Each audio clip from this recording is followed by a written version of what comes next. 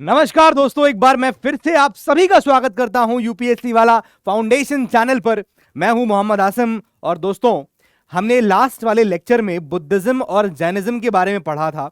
मैंने आपको लॉर्ड गौतम बुद्ध की मैंने आपको जीवनी बताई थी और लॉर्ड महावीर के बारे में बताया था। ठीक है, अब आज मैं आपको इस चैप्टर में क्या पढ़ना है पहले वो बता देता हूं। देखो यार, आज ये चैप्टर अशोका के बारे में है, ठीक है, लेकिन अगर हमें हिस्ट्री को कनेक्ट करना है अपने पिछले चैप्टर से और इस चैप्टर को, तो एक्चुअली में बीच में बहुत सारी चीजें हैं जो इस क्लास 6 की एनसीईआरटी में छोड़ दी गई हैं, बड़ी क्लासेस में आएंगी। तो मैं आप लोगों को, ताकि आप लोगों के लेक्चर लिंक रहे, इसलिए वो कहानियां भी बताऊंगा। तो बेसिकली जब मैं बात करूंगा अशोका की, तो मैं आपको यह भी बताऊंगा कि अशोका कैसे गद्दी पे आया, या फिर अशोका से पहले चीजें क्या चल रही थी, यह भी मैं आपको यहां पर डिस्कस करूंगा। ठीक है, तो सबसे पहले आज शुरुआत करते हैं जब, तो मैं एक पहले पूरा रिकैप करता हूं आपको एक स्लाइड में, ताकि आपको पूरा एंशिएंट हिस्ट्री का फ्लो समझ में आ जाए कि इतिहास चल कैसे रहा था। देखिए, तो आज हम जो पढ़ेंगे, पहला तो रिकैप कर लेते हैं, एक स्लाइड 2 स्लाइड लगेगा। फिर ये जो मिसिंग है इस वाले क्लास 6 के एनसीईआरटी में, वो है pre Mauryan period, Haryanka dynasty, Shishunaga dynasty, Nanda dynasty, all this सीधे यहां पर मौर्यास पे आ गए हैं क्लास 6 की एनसीईआरटी, मौर्यास। लेकिन बीच का जो पीरियड है वो मिसिंग है। ठीक है, तो मैं आपको थोड़ा बहुत इसके बारे में बताऊंगा, डिटेल से नहीं बताऊंगा, थोड़ा बहुत बताऊंगा। डिटेलिंग नेक्स्ट, या फिर बड़ी जब हम लोग क्लास 11th की एनसीईआरटी पढ़ेंगे तब जाके हम डिटेलिंग पढ़ेंगे। दूसरी बात यह है कि कल का जो मेरा लेक्चर होगा, कल के लेक्चर में मैं आप लोगों को क्वेश्चंस कराऊंगा। आप लोग ये कह रहे हो ना कि सर क्वेश्चन भी ले आया करिए, पीवाईक्यू भी ले आया करिए। दरअसल बेटा बात क्या होती है, मैं आपको बताता हूं सही सही। कभी भी यूपीएससी ऐसा नहीं करेगा कि आपने क्लास 6 का चैप्टर नंबर 1 पढ़ लिया तो आपको लगेगा कि इससे सवाल बन जाएगा। नहीं होता है ऐसा। यूपीएससी इतना सिंपल होता कि यार एक चैप्टर पढ़ लिया और हो गया तो कोई बात ही नहीं थी। एक्चुअली क्या है कि जो मैंने 7 चैप्टर पढ़ा दिए है ना, अब इन 7 चैप्टरों से मिला मिला के सवाल बनेगा, मिला मिला के। ठीक है, मान लो मेरे एक मैंने क्वेश्चन दिया, अब एक स्टेटमेंट वैदिक पीरियड से दे दिया, एक स्टेटमेंट मैंने उसी का बुद्धिज्म से दे दिया, रिलेटेड रिलेटेड। एक स्टेटमेंट लेटर वैदिक पीरियड से दिया, एक स्टेटमेंट महाजनपद से दे दिया, क्योंकि दोनों सेम टाइम पे चल रहे थे। समझ रहे हो? ठीक है ना, इस तरह से क्वेश्चंस बनते हैं। इसीलिए मैंने अभी तक आपको क्वेश्चंस नहीं कराए थे, हिस्ट्री में नहीं कराए थे, इसी वजह से, क्योंकि कोई मतलब नहीं है मैं आपको खाली ऑब्जेक्टिव क्वेश्चन कराऊं, A B straightforward answers हो, क्योंकि यूपीएससी सीएससी ऐसा पूछता ही नहीं है। जैसे सवाल बनते हैं, जिस तरह से पूछा जाता है, वो मैं आपको बताऊंगा। चलिए अभी फिलहाल के यहां पर स्टार्ट करते हैं, और जरा मेरे साथ फॉलो करिएगा, और जरा देखिए कि आपको भी कितना याद आ रहा है, आपको कितना याद आ रहा है वो जरा देखिएगा। ठीक है, बना लीजिए जरा एक बार। लेट अस सी कि पूरा चीजें कैसे चल रही थी इतिहास में। ठीक है, जरा देखिए अब। चलिए आइए देखो, अब यार जब मैंने आपको चैप्टर नंबर 1 स्टार्ट किया था, ध्यान करिए, जब मैंने आपको चैप्टर नंबर 1 पढ़ाया था, तो इस चैप्टर में हमने क्या पढ़ा था? चैप्टर नंबर 1 में हमने ही देखा था कि इंसान कहां कहां पर सेटल हुआ था, और मैंने आपको 5 जगह बताई थी, याद आ रहा है? नर्मदा के अराउंड मैंने बताया था, सुलेमान एंड किरथार हिल्स बताया था, विंध्यास बताया था, सेंट्रल इंडिया वाला, ठीक है, ये मैंने बताया था, और मैंने गारो बताया था, मैंने फिर आपको इंडस एंड इट्स ट्रिब्यूटरीज के अराउंड लोग सेटल हुए थे वो बताया था, और फिर मैंने आपको last Ganga and Ganga river के साउथ ऑफ गंगा रिवर के लोग सेटल हुए थे इन दी प्रेजेंट डे बिहार के बिहार में, और मैंने वो बताया था। अब वही कहानी एक्चुअली आ गई है। मैंने जब आपको इंडस एंड इट्स ट्रिब्यूटरीज के बारे में बताया तब भी मैंने रिकैप करवाया था, आज मैं फिर रिकैप करा रहा हूं, क्योंकि मगध के बारे में हम लोग एक्चुअली एक लेक्चर पहले पढ़ चुके हैं, लेकिन मगध के बारे में चीजें कंटिन्यू आगे भी होती रहेंगी, क्योंकि मगध उतना ही नहीं जितना हमने पढ़ा। मगध में अब आगे आप देखोगे तो हर्यंक डायनेस्टी वहां पर आती है, शिशुनाग डायनेस्टी आती है, नंदा डायनेस्टी आती है, ये सब कैसे आई, ये सब चीजें हम पढ़ेंगे। इसीलिए मैं आपको ये बढ़ा रहा हूं कि जब हमने चैप्टर नंबर 1 पढ़ा था दोस्त, तो याद करो मैंने वहां पर आपको बताया था where people lived, where people lived, याद आ रहा है? वेयर पीपल लिव्ड, याद आ रहा है? और इसमें मैंने आपको जो 5th पॉइंट बताया था, वो यही बताया था 5th पॉइंट में, क्या क्या बताया था भाई? मगध किंगडम एग्जिस्टेंस में आने लगा था, मगध किंगडम एग्जिस्टेंस में आ रहा था। याद आ रहा है कि नहीं आ रहा है? इसीलिए आपको रिवाइज करा रहा हूं ताकि आपको ध्यान रहे। इसके बाद जब मैंने आपको नेक्स्ट चैप्टर पढ़ाया था तो मैंने फिर अब धीरे धीरे इसको फैलाना शुरू किया। And then I told you कि इस चैप्टर हमने ये पढ़ा कि इंसान जो पहले अभी तक हंटिंग करता था फूड की, गैदरिंग करता था फूड की, अब वो फूड ग्रोइंग कर रहा था। ठीक है, तो हमने क्या पढ़ा था? Hunting gathering. हमने पढ़ा था हंटिंग गैदरिंग कैसे इंसान करता था और ऐसा क्या हुआ, याद आ रहा है? क्लाइमेटिक चेंजेस हुए थे जिसकी वजह से इंसान जो है अब फूड ग्रोइंग कर रहा था, फूड कल्टीवेशन करने लगा था। याद आ रहा है? सिंपल भाषा में समझा रहा हूं ताकि आपको इतिहास का, एंशिएंट हिस्ट्री का एक फ्लो दिमाग में रहे, एक आउटलाइन दिमाग में छपनी चाहिए, क्या हो रहा था क्या नहीं हो रहा था। एक्चुअली क्लास 6 एनसीईआरटी को ऐसे ही पढ़ना है। अगर आपने ये टाइमलाइन बना लिया अपने दिमाग के अंदर, तो फिर उसके बाद क्लास 11th की एनसीईआरटी, 12th की एनसीईआरटी हलवा हो जाएगी, क्योंकि इसी टाइमलाइन पे फिर आपको चीजों को खोलना पड़ेगा और ऐड ऑन करना पड़ेगा, बस। ठीक है, इसके बाद मैंने आपको जब चैप्टर नंबर 3 पढ़ाया था, अब याद करिए, चैप्टर नंबर 3 में मैंने आपको हड़प्पन सिविलाइजेशन के बारे में बताया था। याद आ रहा है?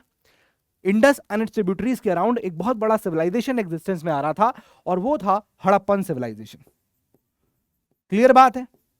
बात क्लियर है? हाँ सर, बात क्लियर है। ठीक बात है। अब बताइए, फिर उसके बाद मैंने आपको चैप्टर नंबर जब 4 पढ़ाया था, तब मैंने बुक्स एंड बरियल्स के बारे में बताया था। अब यहां से इतिहास एक डिफरेंट फेज में जा रहा था। ठीक है, डिफरेंट फेज में, और मैंने यहां पर आपको बुक्स के बारे में बताया था, literary sources, books and burials. और इसी वाले फेज में जब मैं बुक्स की बात कर रहा था, तो मैंने आपको ऋग्वेदिक पीरियड के बारे में बताया था। ऋग्वेदिक पीरियड के बारे में बताया था, याद करिए, बताया था कि नहीं बताया था? कहा था कि वैदिक period is divided into 2 parts, वैदिक पीरियड और लेटर वैदिक पीरियड, और दोनों के बीच की डिवाइडिंग लाइन क्या थी? 1000 बीसी। तो मैंने जब ये वाला फेज शुरू किया था, तो मैंने कहा था कि हड़प्पा के बाद जो इतिहास में, एंशिएंट हिस्ट्री में जो पीरियड आता है वो है वैदिक लिटरेचर, वैदिक पीरियड। वैदिक पीरियड का पहला पार्ट पढ़ाया था मैंने आपको, बात समझ में आ रहा है? फिर उसके बाद मैंने आपको जब चैप्टर नंबर 5 पढ़ाया, मैं चैप्टरों का नाम नहीं लिख रहा हूं, मैं ये बता रहा हूं चैप्टर में क्या पढ़ा, तो मैंने आपको यहां पर फिर लेटर वैदिक पीरियड के बारे में पढ़ाया था। लेटर वैदिक पीरियड याद आ रहा है कि नहीं आ रहा है? लेटर वैदिक पीरियड, ठीक है। और यहीं पर इसी के साथ साथ हमने जनपद और महाजनपद देखना स्टार्ट कर दिए थे। यहीं पर हमने जनपद समझे थे, क्योंकि पहले क्या हो रहा था भाई, ऋग्वेदिक पीरियड में लोग जना थे, जना, और वही लेटर वैदिक पीरियड में लोग जनपद में कन्वर्ट होने लगे, और फिर उसके बाद यही जनपद था जो आगे जाके क्या, महाजनपद फॉर्म होने लगे थे, महाजनपद फॉर्मेशन होने लगा था। याद आ रहा है कि नहीं आ रहा है? क्लियर है कि नहीं? फिर मैंने आपको लास्ट लेक्चर जो पढ़ाया, चैप्टर नंबर 6, चैप्टर नंबर 6 में मैंने आपको बताया था क्या, मैंने कहा था कि जब ये महाजनपद एग्जिस्टेंस में आए, फ्लरिश हुए, तो उस वक्त क्या हुआ, ब्राह्मणिकल डोमिनेशन जो चल रहा था, या जो रिलीजन था उस वक्त ब्राह्मण का, उसके अगेंस्ट रिएक्शन देखने को मिलने लगा, और अब ब्राह्मणिकल रिलीजन की जगह, या फिर ब्राह्मणिकल रिलीजन को अगेंस्ट में 2 और नए रिलीजन का यहां पर बर्थ होता है, and that is Buddhism and Jainism. ठीक है ना? मैंने बताया था birth of Buddhism and Jainism. याद आ रहा है कि नहीं आ रहा है? और ये क्यों हुआ था? Reason reaction against Brahmanical domination.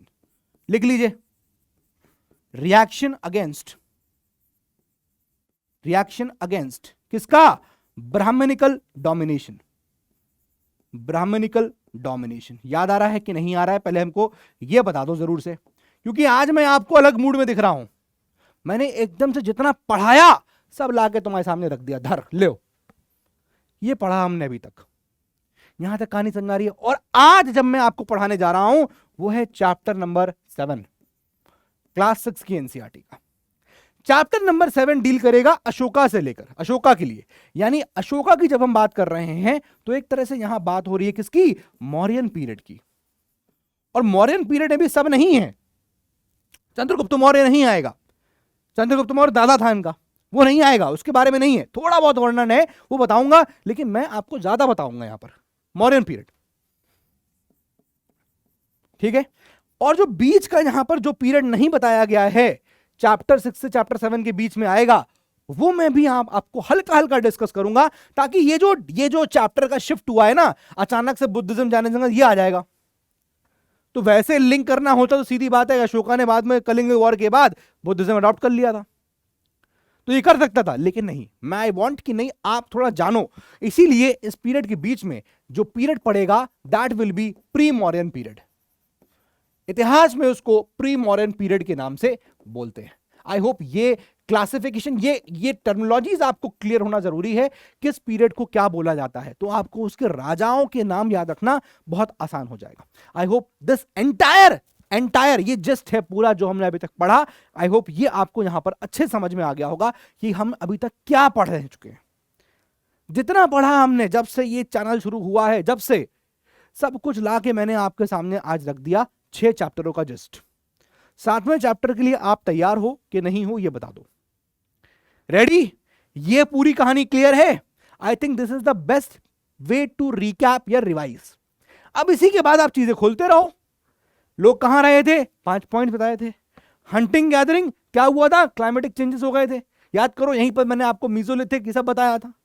Harappan civilisation, I discuss the site of Dholavira.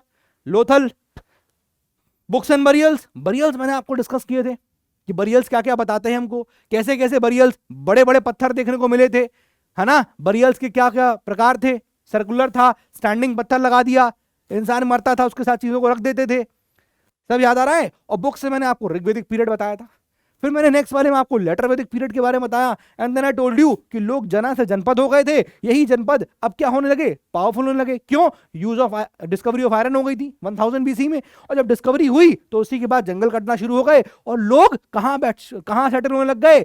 Ganga and Yamuna के एरिया में, प्रेजेंट डे बिहार। यही मैंने आपको यहां लिखा 5th point, Magadh kingdom was coming into presence. ये मगध किंगडम के बारे में, इसको आज समझाने के लिए 5th पॉइंट को जरूरी था कि आपको इंटरलिंकिंग करी जाए। दोस्त, ये इंटरलिंकिंग नहीं करोगे तो इतिहास हमेशा भूलोगे, हमेशा। और अगर ये समझ लोगे कि अच्छा ये चल रहा था, फर्स्ट लेक्चर का relevance I am showing you in the 7th lecture. इसीलिए जरूरी है कि आप जब भी मेरे लेक्चर देखिए, इसको सीक्वेंस में देखिए। कहानी चलेगी, कहानी। मूवी देखने जाते हो ना अपने दोस्त के साथ, मैडम के साथ, बढ़िया मूवी देख के आओगे, पूरी मूवी याद रहेगी तुमको। समझ लो ना एक मूवी चल रही है। बात समझ में आ गई कि नहीं आ गई? इंपॉर्टेंट है। 10-12 मिनट मैंने आपको दिए रिवाइज कराने के, लेकिन अभी मैं आपको यहां पर और चीजें बताता हूं जो इंपॉर्टेंट है। ये वाला जो पीरियड आप देख रहे हो, ये वाला, यहां पर हम क्या कर रहे थे? एक्सकेवेशंस कर रहे थे। तो इसको हम लोग प्री हिस्ट्री का पीरियड भी कह सकते हैं, प्री हिस्ट्री, ठीक है। लेकिन ये जो आप देख रहे हो, दिस इज योर वैदिक पीरियड। बात समझ में आ रही है? ये क्या है आपका? ये वाला पीरियड क्या है आपका? नोट करिएगा, दिस इज योर वैदिक पीरियड। ये दोनों मिला के वैदिक पीरियड, और वैदिक पीरियड के बाद आपका महाजनपदा। ये पीरियड आपका इसको डिफाइन कर रहा है। क्लियर है?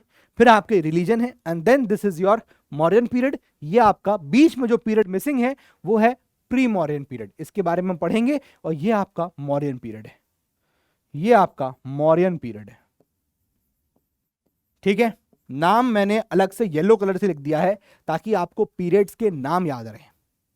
बात समझ में आ गई कि नहीं आ गई? और जानबूझ के मैंने आपको जब लॉर्ड बुद्ध पढ़ाया था, गौतम बुद्ध पढ़ाया था, लॉर्ड महावीर पढ़ाया था, तो मैंने आपको उनकी बर्थ और डेथ भी बताई थी, कारण ताकि आपको डेट्स का रेफरेंस रहे। बात समझ में आ रहा है? चलिए, इतना क्लियर हो गया। अब देखो यार, ये जो 16 महाजनपद थे, ठीक है, 16 महाजनपद, देखो जरा मेरी बात देखना बहुत ध्यान से। 16 महाजनपद थे, कौन कौन से थे? कैसे याद करना है? गा के याद करना है। मैंने याद किया था तो मैंने गा गा के याद किया था। मैंने गाने का एक रिदम बना लिया था। कैसे? अंग मगध काशी कौशल वज्र मल्ल चेती वत्स कुरु पांचाल कवंती गांधार काम्बोज मत्स्य सूर्यसेन, ठीक है, ऐसे याद कर लेना, ठीक है। तो 16 महाजनपद थे। अब ये जो महाजनपद थे, कुछ इसमें मोनार्कियल थे और कुछ उसमें रिपब्लिकन थे, ठीक है। मतलब कुछ में अगर आप देखोगे तो कुछ ऐसे थे जहां पर आपकी monarchial form of government follow होती थी। नोट कर लीजिएगा, एनसीईआरटी में नहीं है, सिर्फ समझाने के लिए बता रहा हूं। कुछ महाजनपद ऐसे थे जहां पर मोनार्की थी, मोनार्कियल गवर्नमेंट थी, ठीक है, या फिर आप मोनार्कियल गवर्नमेंट की जगह लिख दीजिए मोनार्की थी। और कुछ थे जहां पर रिपब्लिक था। Head of the state elected था, कहीं कहीं आपको head of the state monarchy दिखेगा, यानी कि राजा का बेटा राजा है, मोनार्की दिखेगा। बात समझ में आ रही है? क्लियर है? तो ये जो 16 महाजनपद हैं ये आपस में क्या लड़ने लगे थे? क्यों क्या कर रहे थे ये? Fighting for supremacy, fighting for supremacy. समझते जाना, आज कहानी तुम्हें मजा आ जाएगा। ये सारा 16 के 16 महाजनपद आपस में लड़ना शुरू करते हैं, काहे के लिए? सुप्रीमेसी के लिए। और इनमें से जीत के एक निकल के आता है, नोट कर लीजिए। इनमें से एक जीतता है और वो था मगध, मगध विक्टोरियस, मगध विक्टोरियस। ठीक है ना? आई होप ये आपको समझ में आ गया कि 16 महाजनपद थे, कुछ रिपब्लिकन थे, कुछ मोनार्कियल थी, और ये सारे 16 महाजनपद लड़ना स्टार्ट करते हैं, काहे के लिए? अपनी सुप्रीमेसी के लिए। और इनमें से मगध जो है वो यहां पर जीत जाता है। ये पॉइंट होपफुली क्लियर हो गया। अच्छा, इसका आपने स्क्रीनशॉट ले लिया हो, नहीं लिया हो तो अभी ले लीजिए, फिर आगे बढ़ रहे हैं हम लोग। ठीक है, चलिए अब इसका भी ले लीजिए, एक बार ले लीजिए। ठीक है, अब देखिए जरा, तो मगध जीत गया। अब सवाल ये आता है कि मगध जीता क्यों सर? ये तो बता दिया कि मगध वॉज विक्टोरियस, लेकिन मगध क्यों जीत गया? ऐसा क्या एडवांटेज था बाकी 16 के पास नहीं था जो? चलिए देखते हैं। लिखिएगा reasons for victory of Magadh, please give the heading, reasons for success of Magadh. Magadh क्यों जीता? अब देखो यार, मगध के साथ ना, या फिर मैं ये कहूं कि किसी भी जगह को अगर जीतना है या कोई भी जगह अगर जीतती है तो उसके कुछ कॉमन फीचर्स होते हैं, कॉमन रीजंस होते हैं। जैसे कि अगर मान लीजिए उनके पास रिसोर्सेज बहुत है, रिसोर्सेज, तो बट ऑब्वियस सी बात है कि उनका एडवांटेज रहेगा। जब अंग्रेज इंडिया आए थे तो वो स्टार्ट करते हैं बंगाल से अपना एक्सपेंशन। बंगाल क्यों? क्योंकि बंगाल में बहुत रिसोर्सेज थे, और एक बार आप रिसोर्स को पकड़ लो तो इसका मतलब आपकी इकोनॉमी अच्छी हो सकती है। यही चीज क्या हुआ, सबकी नजरें पड़ी फर्स्ट वर्ल्ड वॉर में बाल्कन्स की तरफ। बाल्कन बहुत रिच था रिसोर्सेज में, उस पर कब्जा कर लो तो भैया अपना पूरा जो है इकोनॉमी स्ट्रांग हो जाएगी। ठीक है, तो रिसोर्सेज की बात होती है हमेशा, रिसोर्सेज। इसी तरह से आप देखोगे तो अगर मैं मगध की बात करूं, if I talk about Magadh, very important first point, first point, Magadh जिस एरिया में था वो गंगा का एरिया था, गंगा यमुना का एरिया था, और बड़ा ही फर्टाइल एरिया था, और वहां पर बहुत रिसोर्सेस थे। ठीक है, पहला पॉइंट रिसोर्सेस। और रिसोर्सेस में आप देखोगे तो आयरन ओर के वहां पर आपको बहुत ज्यादा खदानें देखने को मिलेंगी, आयरन ओर की माइंस देखने को मिलेंगी, जिसकी वजह से क्या हुआ, आयरन टूल्स बन पाए इस जगह पे। और इसकी वजह से रिसोर्सेज, इकोनॉमी पावरफुल, और चूंकि इकोनॉमी तक तगड़ी हो गई है और साथ में आयरन टूल्स, यानी कि आर्मी भी साथ में आ जाएगी, टूल्स भी है उनके पास। ठीक है, पॉइंट नंबर 2 बी, दूसरा रीजन था मगध की सक्सेस का, वो था ज्योग्राफिकल लोकेशन उसकी, very important, geographical location. Geographical location, ये मगध जिस जगह सिचुएटेड था, मैंने बताया ना गंगा यमुना का एरिया, तो उस जगह बहुत फर्टाइल लैंड थी, और फर्टाइल लैंड की वजह से, फर्टाइल लैंड और उसकी वजह से यहां पर एग्रीकल्चर बड़ा ही जबरदस्त हुआ, बड़ा ही जबरदस्त एग्रीकल्चर हुआ। और इसी की वजह से आप देखोगे कि ये एरिया बहुत प्रॉस्पर कर गया। ठीक है, एंड पॉइंट नंबर सी, जब यार हमारे पास रिसोर्सेज है, हमारे पास एग्रीकल्चर है, आयरन टूल्स हैं, तो भाई स्ट्रांग मिलिट्री ऑर्गेनाइजेशन, बहुत तगड़ी मिलिट्री थी मगध के पास, स्ट्रांग मिलिट्री ऑर्गेनाइजेशन। ये 3 रीजंस थे जिसकी वजह से मगध जो है वो सक्सेसफुल हो जाता है। Is this point clear? इसका भी आप स्क्रीनशॉट ले लीजिए, फिर हम बात आगे। ये आपके एनसीईआरटी में नहीं है, लेकिन आपके लिए काफी इंपॉर्टेंट हो जाएगा। ठीक है, ठीक है ना, याद रखिएगा। स्ट्रांग, इसमें आप देखोगे भाई इनके पास हॉर्सेस पहले से थे, प्लस आपको दिखेगा कि मगध में एलिफेंट्स का इस्तेमाल करने लगे। एलिफेंट्स, ये एक बहुत बड़ा एड ऑन था, हाथी। ठीक है, चलिए अब यहां पर पहले ये समझ लेते हैं, हैविंग अंडरस्टूड दिस, अब ये समझते हैं कि मगध जीता, ये तो बता दिया reasons for the success of Magadh, कि मगध जीता कैसे, क्या फैक्टर्स थे, 3 फैक्टर बताए। लेकिन जो स्टोरी है मगध की वो शुरू होती है हर्यंका डायनेस्टी से, ठीक है ना। तो प्लीज गिव द हेडिंग, लिखिएगा, आप हेडिंग डाल लीजिए, how Magadh victorious, how Magadh victorious, Magadh जीता कैसे, विक्टोरियस कैसे हुआ, ठीक है। और इसकी कहानी स्टार्ट होगी, story starts from, story starts from Haryanka dynasty. बहुत छोटा चैप्टर है, बहुत ही छोटा चैप्टर है आपका अशोका वाला। ये तो मैं आपको खाली इतना बता रहा हूं ताकि आपकी चीजें लिंक हो जाएं, समझना जरा। हाउ मगध विक्टोरियस, तो स्टोरी जो शुरू होती है मगध की, कैसे मगध जीता, वो शुरू होती है हर्यंक डायनेस्टी से। दोस्तों हर्यंक डायनेस्टी के अंदर 3 राजा थे जिसके बारे में हमको यहां पर पढ़ना होता है, लेकिन अभी नहीं पढ़ेंगे हम। पहला राजा, फाउंडर, फाउंडर बिंबिसार, फाउंडर बिंबिसारा, ठीक है। सेकंड, अजातशत्रु, इसके बारे में मैं आपको डिस्कस कर चुका हूं पिछले कुछ क्लासेस, जब मैंने आपको अजातशत्रु बोला था उसको, और मैंने कहा था कि कहीं कहीं आप ये अजातशत्रु के नाम से देखोगे। मैं यहां लिख रहा हूं अजातशत्रु, ठीक है। Point number C, Bimbisara, Ajatashatru, Udayan, Udayan, very important, very important, Pataliputra इन्हीं की देन है, इसी की देन है। पहले कैपिटल क्या थी मगध की, मगध, मगध, मगध एरिया हो गया। अब मगध एरिया में सबसे पहले जो डायनेस्टी आई वो आई हर्यंका डायनेस्टी। हर्यंका डायनेस्टी को वहां पर फाउंड किया था बिंबिसार ने। Bimbisara was the founder of Haryanka dynasty. Ajatashatru followed by it, इसने मार के गद्दी बैठ गया, and then Udayan last ruler. तब तक यहाँ कैपिटल क्या थी, राजगृहा थी, राजगृहा। ये मैं आपको बता चुका हूं पिछले कुछ जब मैंने चैप्टर पढ़ाया था, ठीक है ना, राजगृहा, जब मैंने आपको महाजनपद का चैप्टर पढ़ाया था। और फिर जो कैपिटल शिफ्ट किया गया उदयन के टाइम पे, पाटलिपुत्रा, ठीक है। And then last ruler was Nagadasaka. Nagadasaka बहुत ही इनकॉम्पिटेंट रूलर था और अनवर्दी था, और इसी वजह से इसको ओवरथ्रो कर दिया किसने, शिशुनाग ने। और यहां से फॉर्म होती है क्या, शिशुनाग डायनेस्टी। प्लीज लिखिए, इंपॉर्टेंट, यहां से आती है क्या, शिशुनाग डायनेस्टी, शिशुनाग डायनेस्टी, ठीक है, ठीक है, इंपॉर्टेंट। अब शिशुनाग डायनेस्टी में हमें यहां पर 2 राजाओं के बारे में पढ़ना है खाली, मतलब पढ़ना यहां तो बिल्कुल नहीं पढ़ना है, मैं आपको बता देता हूं शिशुनाग डायनेस्टी में 2 राजा। पहला तो शिशुनाग खुद था, शिशुनाग खुद था, और दूसरा राजा था very important again, Kalashoka. Kalashoka star लगा लीजिएगा, कभी आगे पढ़ेंगे तो उसको ध्यान से पढ़ेंगे। कालाशोक, शिशुनाग डायनेस्टी, ठीक है ना, ये इंपॉर्टेंट है।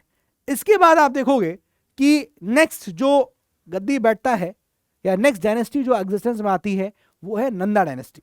इंपॉर्टेंट अगेन, लिख लीजिएगा, next Nanda dynasty, Nanda dynasty. और नंदा डायनेस्टी की जब हम बात करेंगे तो नंदा डायनेस्टी में बेसिकली हमको 2 रूलर्स के बारे में यहां पर, 2 रूलर्स के बारे में हमको यहां पर पढ़ना है। देखिएगा, पहला जो है वो कौन सा होगा, दैट इज फाउंडर। और फाउंडर कौन था, लिख लीजिए, बस लिख लीजिए अभी आप, फाउंडर कौन था नंदा डायनेस्टी का, महापद्मनंद, महापद्मनंदा, महापद्मनंदा। और जो इसके बाद 8 लड़के थे महापद्मनंदा के जो गद्दी बैठते हैं। And last was very important, Dhanananda, last ruler Nanda dynasty का क्या था, धनानंद, धनानंद। बात समझ में आ गई। ये खाली राजाओं की मैं आपको बता रहा हूं ताकि आप, मैं अभी अशोका तक आपको ले जा रहा हूं, अशोका तक, क्योंकि बेसिकली चैप्टर 6 में अशोका है। इसको एक बार फ्लो वो कर लीजिए, आप बना लीजिए या फिर इसका स्क्रीनशॉट ले लीजिए।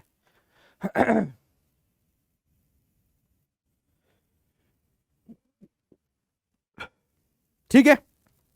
अच्छा, एक चीज और बताता हूं आपको, ये जो डायनेस्टी थी हर्यंग डायनेस्टी, ये कब से कब तक चलती है?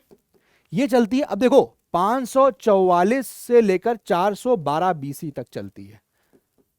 इससे पहले मैं आपको जो बता रहा था वो बता रहा था वैदिक पीरियड। ये कब से कब तक चलता है वैदिक पीरियड? देखो जरा, ये चलता है सर 1500 से लेकर 600 बीसी तक। याद आ रहा है? हाँ। उसके बाद महाजनपद आपको देखने को मिलता है 600 से लेकर 325 बीसी तक। ये पीरियड भी आपको यहां पर देखने को मिलता है। ठीक है, महाजनपद मतलब ये आगे चलता जाएगा, टोटल महाजनपद मनी मगध चलता रहेगा जब तक अलेक्जेंडर का इन्वेजन होगा 323 बीसी में। ठीक है, तो ये पूरा जो है पीरियड यहां पर ऐसे चलेगा। अब मैं इसको बाइफरकेट कर रहा हूं, 600 से लेकर 325 बीसी में कैसे काम चल रहा था। 544 से लेकर 412 तक आपको मिलेगी हर्यंग डायनेस्टी, और उसके बाद जो आती है वो है शिशुनाग डायनेस्टी 412 से लेकर 344 तक। ये 100 साल पूरे यहां पर खत्म हो जाते हैं। ठीक है, लिख लीजिए इसको, कहां से कहां तक है? 412 से लेकर 344 बीसी। तो देखो आप यहां पर एक बात समझ में आ रही है कि ये 100 साल पूरे हो गए, 544 से लेकर 444 344 तक, 200। और जब शिशुनाग डायनेस्टी यहां पर आती है तो बेसिकली जो 100 साल की राइवलरी चल रही थी मगध की अवंती के साथ, वो खत्म हो जाती है। भाई यहां पर तो मैं आपको ये बता रहा हूं ना कि मगध कैसे जीता, कैसे प्रोमिनेंस में आया, कैसे यहां से कुछ एक्सपेंशन होना शुरू हो गया, कैसे स्टार्ट हो गया, वही मैं आपको एक्सप्लेन कर रहा हूं। वही मैं बता रहा हूं कि जैसे जब जब जब अंग्रेज इंडिया आए थे ना, तो अंग्रेज खाली अकेले नहीं आए थे, अंग्रेजों के कॉम्पिटिटर्स थे, फ्रेंच भी था, डच भी था, समझ रहे हो ना, अलग अलग, पोर्चुगल भी था, पोर्चुगीज भी था। तो इंडिया के लिए, इंडिया को कैप्चर करने के लिए कई सारे कॉम्पिटिटर थे। इंडिया एक इंडिया था जिसको कैप्चर करने की होड़ चल रही थी। ऐसे ही मगध है, मगध को कैप्चर करने की होड़ चल रही है। कई सारे थे, अवंती भी लगा हुआ था इसी में, और भी महाजनपद लगे थे कि हम कैप्चर कर लें इस एरिया को। ठीक है ना, बात समझ आ रही है? लेकिन यहां पर आप देखोगे लड़ते लड़ते इस एरिया के सुप्रीमेसी के लिए, मगध जो है जीत के निकल आता है। अभी मैंने शायद बोल दिया कि मगध को कैप्चर करना, मगध नहीं, वो एरिया जहां मगध था उस एरिया को कैप्चर करने की बात हो रही थी, वहां मगध यहां पर विक्टोरियस हुआ। शिशुनाग डायनेस्टी 412 से लेकर 344 बीसी। ठीक है, और इसमें शिशुनाग था और कालाशोक था, ये दोनों आपको इंपॉर्टेंट याद रखना है। एक्चुअली कालाशोक इसलिए मैंने आपको कहा क्योंकि यहां पर जो सेकंड बुद्धिस्ट काउंसिल थी ना, वो इसी के टाइम पे हुई थी, सेकंड बुद्धिस्ट काउंसिल। अब ये बुद्धिस्ट काउंसिल क्या है ये सब बड़ी क्लासेस में आएगा, लेकिन सेकंड बुद्धिस्ट काउंसिल कई बार एग्जाम्स में आया है कि भैया सेकंड बुद्धिस्ट काउंसिल किसके टाइम में हुई, कौन राजा था, तो कालाशोक पूछा गया कई बार। ठीक है ना, फिर नंदा डायनेस्टी आई, नंदा डायनेस्टी में महापद्मनंद के साथ +8 उसके सन लड़के थे, +8 सन्स, और उसके बाद धनानंद। अब जरा सुनो, महापद्मनंद की बात करें तो महापद्मनंद को first empire builder of India कहा जाता है। पहली बार बड़ा साम्राज्य महापद्मनंद ने बनाना स्टार्ट किया था। ठीक है, और फिर आते आते आप देखोगे धनानंद हो जाता है। अब धनानंद जो है, जब धनानंद पावर में था तो उस वक्त अलेक्जेंडर का इन्वेजन होता है। अब जरा सुनिए कहानी को, काफी इंपॉर्टेंट आ जाती कहानी यहां पर भी, देखिए जरा, देखिए यहां पर अब क्या हुआ, जैसे मैं आपको बताने जा रहा हूं, सिंपली सुनिएगा जरा, काफी इंपॉर्टेंट है ये बात। देखिए, अब जब धनानंद पावर में था तो अलेक्जेंडर जो है वो अटैक करता है। ठीक है, अलेक्जेंडर का अटैक होता है 323 बीसी में। अलेक्जेंडर बता चुका हूं मैसेडोनिया से आया था। ठीक है, अब जब वो अटैक करता है तो उसने नॉर्थ वेस्ट के फ्रंटियर्स को कैप्चर कर लिया, काबुल को कैप्चर कर लिया, तक्षशिला कैप्चर कर लिया। ये सारे एंट्री पॉइंट्स थे इंडिया के लिए, सारे एंट्री पॉइंट्स हैं। पहले आप इस डायग्राम को देख लीजिए, आपको समझ में आएगा क्या क्या कैप्चर किया गया। ये देखिए जरा, देखिए जब यहां से अटैक हुआ तो आप देख रहे हो यहां पर ये तक्षशिला है, कैप्चर कर लिया गया। ठीक है ना, जितना भी नॉर्थ वेस्ट फ्रंटियर था इसको भी कैप्चर कर लिया। तो ये कैप्चर करते करते अलेक्जेंडर यहां तक आ गया था बड़े पास, और फिर वो यहां पर कश्मीर में एक राजा से उसकी यहां पर भेंट होती है, और वो था पोरस। जब अलेक्जेंडर का आक्रमण देखा तो नॉर्थ वेस्ट फ्रंटियर पूरा झुक गया सामने, भैया माफ करो, हम आपके अधीन हैं। तक्षशिला भी अपने आप को गिव अप कर गया, लेकिन पोरस ने गिव अप करने से रिफ्यूज कर दिया, और यहां पर अलेक्जेंडर की पोरस के साथ लड़ाई होती है, और यह लड़ाई झेलम नदी के पास होती है, इसलिए इसको बैटल ऑफ झेलम भी कहते हैं, या फिर इसको बैटल ऑफ वटिस्टा के नाम से भी जानते हैं, और इसको बैटल ग्रीक्स जो है इसको बैटल ऑफ हाइडाप्सिस भी के नाम से भी जानते हैं। ये बैटल हुई, अलेक्जेंडर ने झेलम नदी को क्रॉस किया, पोरस को हराया। लेकिन पोरस की जो जाबाजी है उसको देखकर उसने पोरस को अपने साथ मिला लिया। तो डिसयूनिटी जो इंडिया के अंदर थी ना, जिसकी वजह से भारत को भुगतान करना पड़ा, डिसयूनिटी। इसके बाद जब अलेक्जेंडर की आर्मी अंदर जाने लगी, कहा कि भैया अलेक्जेंडर ने चलो आगे मार्च करना है। अलेक्जेंडर का सपना था पूरी दुनिया पे कॉन्कर करना। जब उसने कहा अपनी आर्मी से चलो भैया आगे चलते हैं, अब यहां पलते हैं, तो उसकी आर्मी ने चलने से आगे मना कर दिया। अलेक्जेंडर की आर्मी ने कहा भैया अब आगे नहीं जाएंगे। अलेक्जेंडर ने पूछा क्यों नहीं जाओगे, आर्मी से पूछा क्यों नहीं जाओगे। उसने कहा, आर्मी ने कहा कि आपको पता नहीं है, अंदर देख नहीं रहे हो, धनानंद बैठा हुआ है, एक बहुत बड़ा महासाम्राज्य नंदा डायनेस्टी का रूल कर रहा है, और उनके पास हाथी भी हैं, कुचल के निकल जाएंगे, ऐसे करके पूरा रगड़ दिए जाओगे, समझ रहे हो कि नहीं। और ये चीज प्रोबेबली अलेक्जेंडर की आर्मी को डरा गई और अलेक्जेंडर यहीं से लौट जाता है। कहानी क्लियर हो गई, बात समझ में आ गई। और यहीं से मतलब यहीं पर नंदा डायनेस्टी भी एंड हो जाती है इसके बाद, और चंद्रगुप्त मौर्य यहां पर पिक्चर में आ जाएगा। Is this point clear to all of you? जरा इसको यहां पर आप चाहें तो मेंशन कर लीजिए, प्लीज मेंशन कर लीजिए। Yes, last rule Dhanananda. और धनानंद के बाद यहां पर क्या बताया, अलेक्जेंडर का इन्वेजन हुआ, invasion of Alexander, invasion of Alexander, Alexander का इन्वेजन हुआ। लिख लेना बाकी कहानी, अलेक्जेंडर का इन्वेजन हुआ। और इसने क्या किया, कब हुआ, 323 बीसी में। जब इन्वेजन हुआ इंडिया में तो उसने क्या किया, कॉन्कर किया। क्या कॉन्कर किया, he conquered north west frontier, जितना भी आपका नॉर्थ वेस्ट था वो कॉन्कर किया, है ना। इसके अलावा तक्षशिला ने भी गिव अप कर दिया, ठीक है ना। But Porus refused, but Porus refused, Porus ने रिफ्यूज कर दिया कि मैं गिव अप नहीं करूंगा। और यहीं पर क्या होता है, बैटल ऑफ झेलम होती है, बैटल ऑफ झेलम होती है। इसी को कई जगह आप देखोगे तो लिखा मिल जाएगा बैटल ऑफ वाटिस्टा, वाटिस्टा। इसी को ग्रीक्स कहते हैं, ग्रीक्स इसी को बुलाते हैं क्या, battle of हाइडाप्सिस, battle of.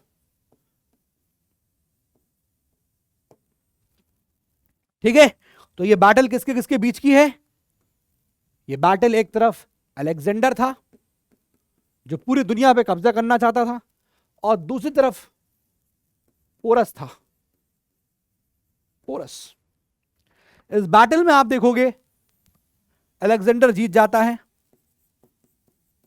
Alexander one, ठीक है ना। और अलेक्जेंडर के जीतने के बाद जब अलेक्जेंडर when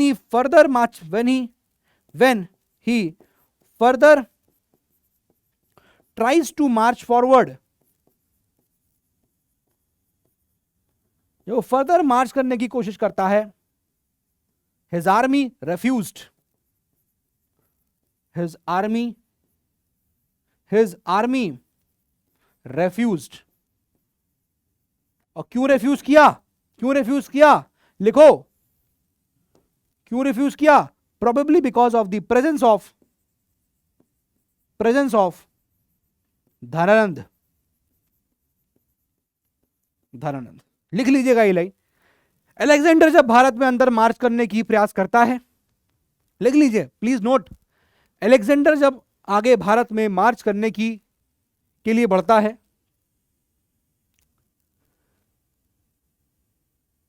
अच्छा एक चीज मैंने यहां पर नोट करिएगा, मैंने 323 लिख दिया, 326 है ये मैंने शायद गलत लिख दिया, यहां पर 326 कर लीजिएगा इसको। 326 इन्वेजन 326 बीसी, 326 बीसी, ठीक है। 323 तक तो चलता है ये नंदा डायनेस्टी, 323 तक। आगे लिखिएगा कि जब अलेक्जेंडर ने भारत में अंदर एंट्री करने के लिए प्रयास किया तो उसकी आर्मी मना कर देती है, तो उसकी आर्मी मना कर देती है।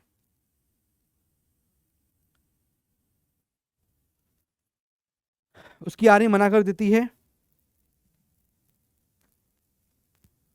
कारण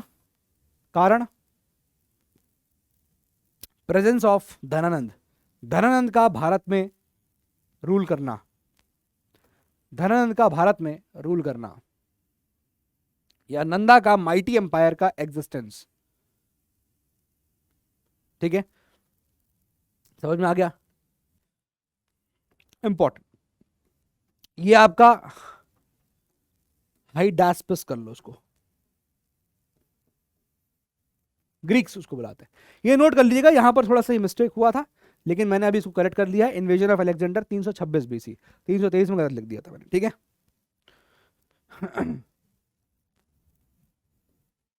क्लियर है भाई लोग? ठीक है, अब यहां से देखिए, ये था आपका पूरा प्री मौर्यन पीरियड। ये जितना आपने पढ़ा, this was the pre Mauryan period. यहां पर आप इसको लिख सकते हैं हरियंग डायनेस्टी, या फिर हाउ मगध इन विच, यहां पर लिख लीजिए इसको, स्टोरी स्टार्ट यहां से होती है, and this was pre Mauryan period. Pre Mauryan period, यही है प्री मौर्यन पीरियड। ठीक है, आप चाहें तो इसको यहां पर मेंशन भी कर सकते हैं। देयरफॉर लिखिए, देयरफॉर कहानी क्लियर होने चाहिए। प्री मौर्यन पीरियड में क्या क्या आता है, प्री मौर्यन पीरियड में क्या क्या आ रहा है, लिख लीजिएगा। एक आ रहा है आपका Haryanka dynasty, Haryanka dynasty. Then फिर आ रहा है आपका नागा डायनेस्टी, देन आ रहा है आपका नंदा डायनेस्टी, और इसके बाद यहां पर आएगा क्या, लिखिएगा, और इसके बाद पीरियड आ रहा है कौन सा, मौर्यन पीरियड। अब जब मैं मौर्यन पीरियड की बात कर रहा हूं, तो मौर्यन पीरियड में बेसिकली हमें यहां पर तीन, मैं आपको रूलर्स की कहानी बताना चाहता हूं। मौर्यन पीरियड,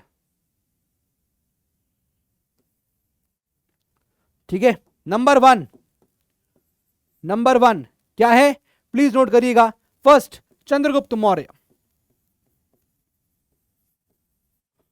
चंद्रगुप्त मौर्य, अब मैं चंद्रगुप्त मौर्य को हर जगह सीएम के नाम से लिखूंगा।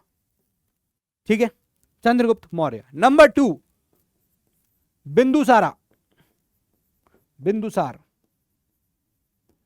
And number 3, very important, Ashoka, Ashoka the great. Ashoka the great कहा गया, द ग्रेट सब राजाओं का आगे नहीं कहा गया, अशोका द ग्रेट कहा गया, क्यों बताइएगा? ये समझ में आ गया? इसका भी आप पहले स्क्रीनशॉट ले लिए, फिर हम चंद्रगुप्त मौर्य से कहानी को स्टार्ट करते हैं। प्लीज लिख लीजिएगा।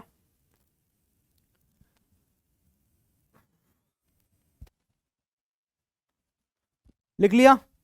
अब यार यहां पर एक बात देखो पहले, जो मैं आपको बताना चाहता हूं। अच्छा, पहले यहां पर 300 ये क्लियर कर लो, ताकि ये जो अलेक्जेंडर वाला मेरे मन में खटक गया है एक्चुअली। हाँ, ये नंदा डायनेस्टी, इसको लिख लो यहां पर, 344 से लेकर 323 बीसी।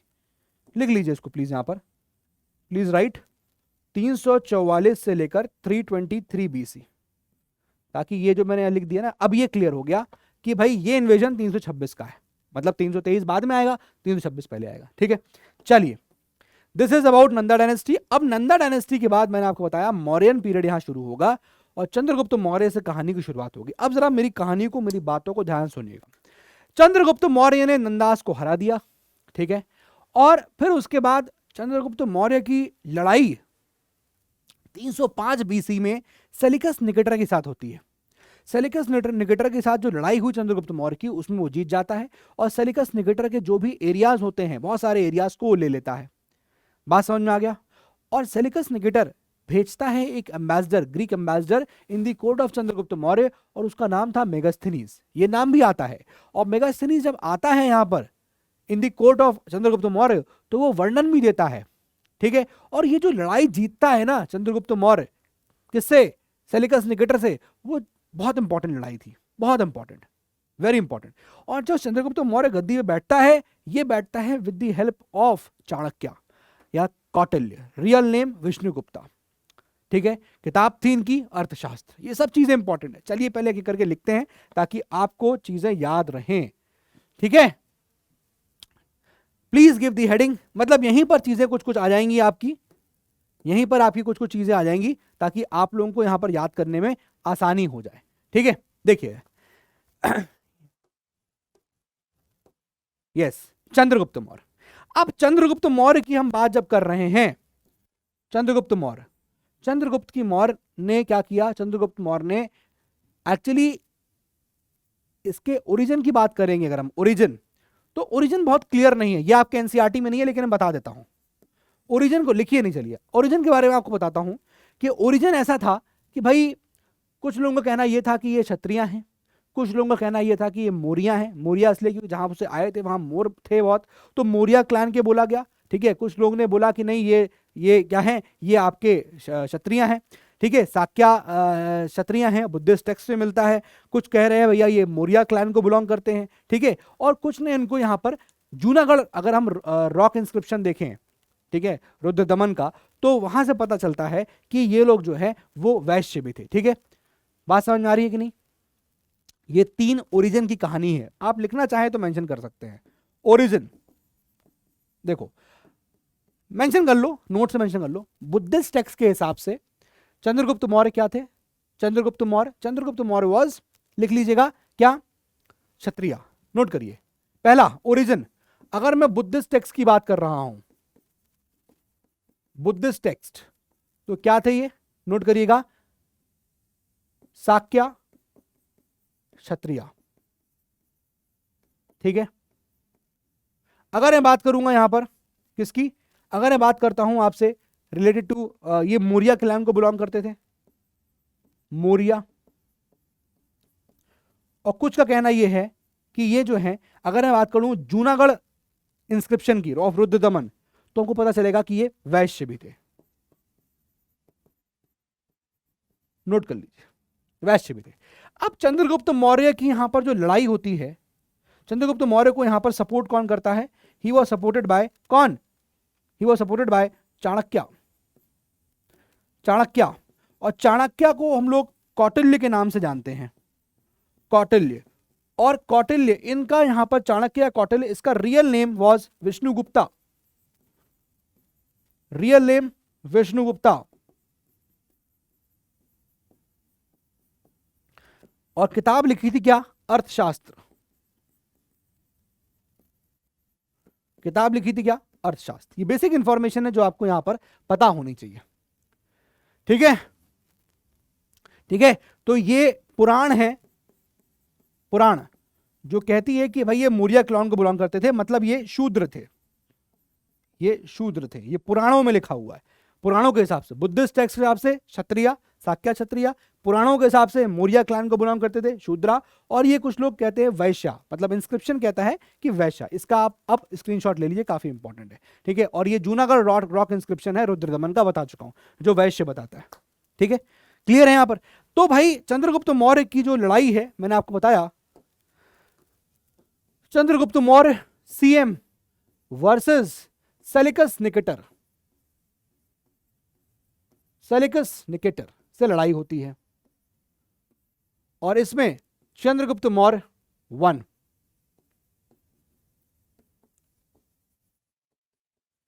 चंद्रगुप्त मौर्य यहां पर जीत जाता है, बहुत ज्यादा नहीं देखना। और ये बैटल जो हो रही है ना, ये बैटल जो हो रही है कब हुई? 305 बीसी में, 305 बीसी में हुई। इसमें चंद्रगुप्त मौर्य जीत जाता है, और यहां पर सेलिकस निकेटर जो है वो सेंड करता है क्या, ही सेंड्स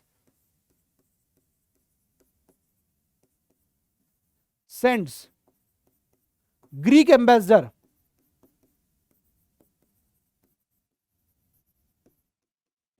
क्या नाम था उसका? मेगास्थनीज। तो कभी कभी सवाल यह भी आता है कि मेगास्थनीज किसके कोर्ट में गया था? चंद्रगुप्त मौर्य के कोर्ट में गया था। और जब मेगास्थनीज गया तो उसने वहां पर वर्णन भी किया कैसा उसके टाइम पे सिनेरियो था, चंद्रगुप्त मौर्य के टाइम पे। ठीक है ना, ये सब चीजें यहां पर लिखी हुई। इसके बाद जो रूलर आया वो कौन था? बता दिया मैंने आपको, बिंदुसारा था।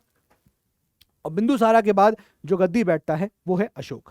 नाउ प्लीज सीधे आ जाइए, या लिख लीजिए यहां पर आप, नेक्स्ट था बिंदुसारा, और बिंदुसारा के बाद जो आएगा वो आएगा अशोका। अब आपको यहाँ समझ में आया? मैंने खाली आपको इतना लेक्चर इसलिए दिया, मे बी आपके यहाँ पर 40-45 मिनट्स गए, लेकिन ये जानना जरूरी था। इसके बिना जाने आप डायरेक्ट अशोका पे आते तो कहानी मेरे ख्याल से बेकार हो जाती। आप पढ़ रहे हैं यूपीएससी के लिए, आप इसको स्किप नहीं कर पाएंगे। अभी नहीं आएगा तो आगे वाली क्लास में आएगा, ठीक है। लेकिन जब लिंक करना है तो ये जरूरी था कि चीजें कैसे यहाँ पर डेवलप हुई। जस्ट अ मिनट, पेन गिर गया है।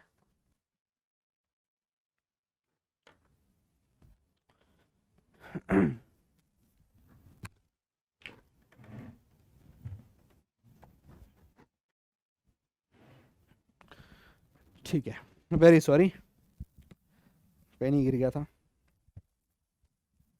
ठीक है, तो ये पूरी कहानी जो है अब आपको उम्मीद है यहाँ समझ में आ गई होगी।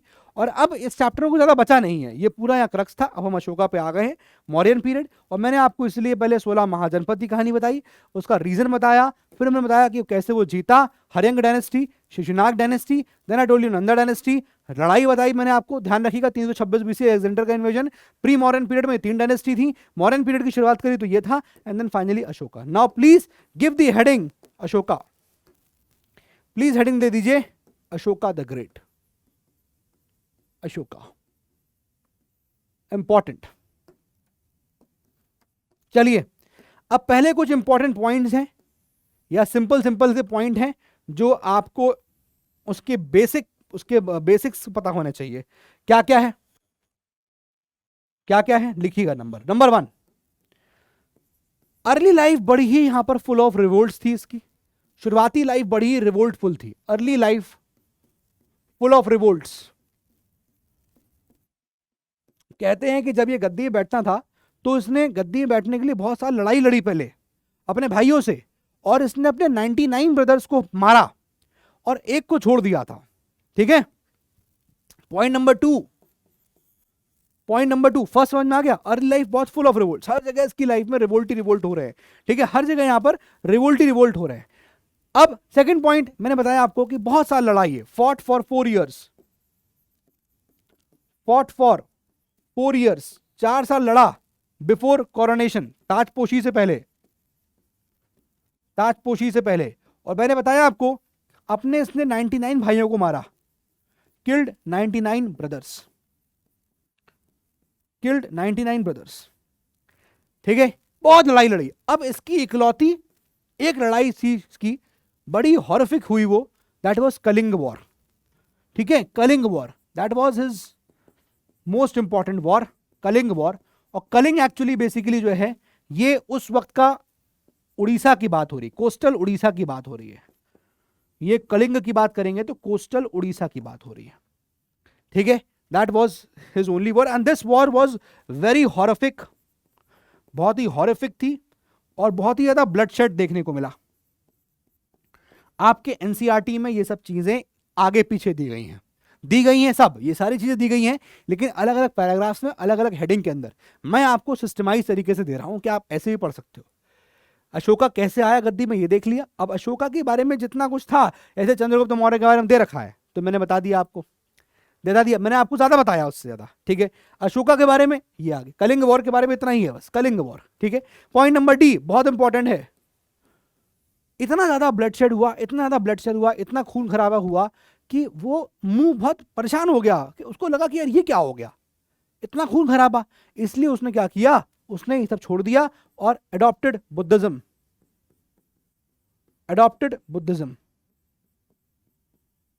को उसने जो है अडॉप्ट कर लिया।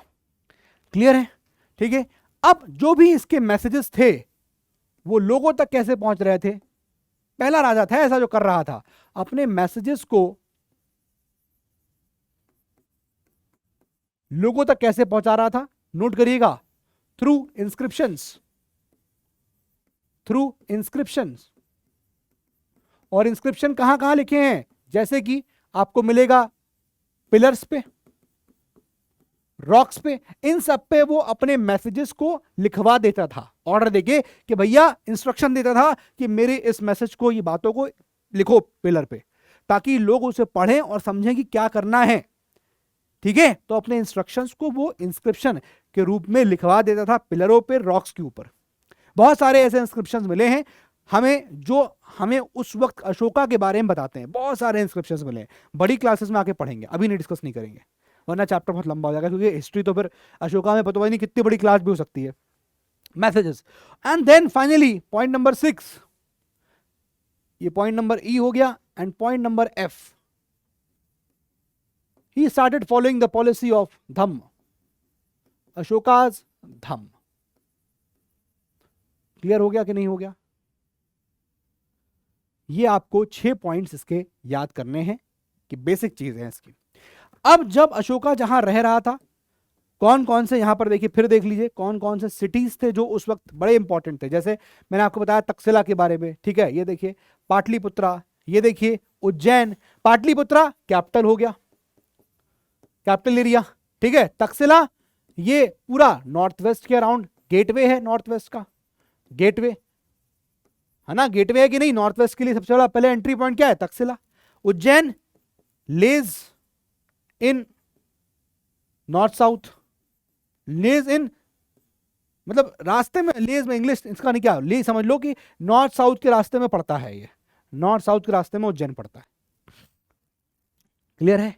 चलिए अब लिख लीजिए cities in the empire, very important.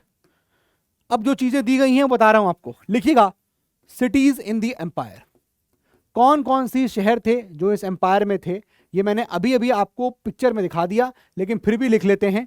पहला लिखिएगा पाटलिपुत्रा, फर्स्ट लिखिए पाटलिपुत्रा, सेकंड लिखिएगा तक्षशिला, और थर्ड लिखिएगा उज्जैन।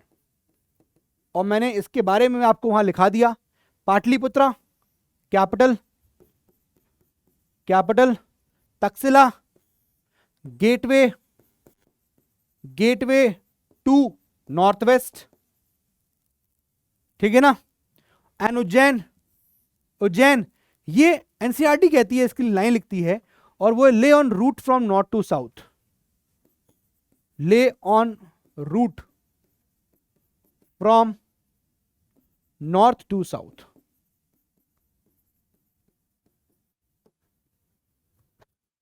समझ में आ गया? क्लियर? ये सिटीज थे जो एग्जिस्टेंस में थे। अब बात ये है कि इन सिटीज में कौन कौन रह रहा था, ये इंपॉर्टेंट है, ठीक है ना। तो who all lived, who lived in these cities, who lived in cities, कौन रह रहा था शहरों में, नोट करिएगा, इंपॉर्टेंट, मर्चेंट्स, मर्चेंट्स रह रहे थे। देन और कौन रह रहा था, मर्चेंट, ऑफिशियल्स आपको देखने को मिलेंगे, ऑफिशियल्स, मर्चेंट्स, ऑफिशियल्स, एंड और कौन मिलेगा, एनसीईआरटी आपका एक वर्ड और यूज करती है, क्राफ्ट पर्सन, क्राफ्ट पर्सन। और ये जो लोग थे ये पॉसिबली आप देखोगे इन शहरों में रहते थे, ठीक है। Who lived in cities, merchants, officials and craft person. Clear है?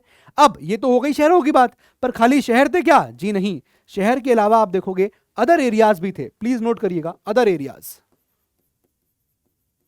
अदर एरियाज, अदर एरियाज में दोस्त अलग अलग एरिया थे जहां पर लोग अलग अलग भाषाएं बोल रहे थे, अलग अलग प्रकार के कपड़े पहन रहे थे, और अलग अलग प्रकार का खाना खा रहे थे, ठीक है ना।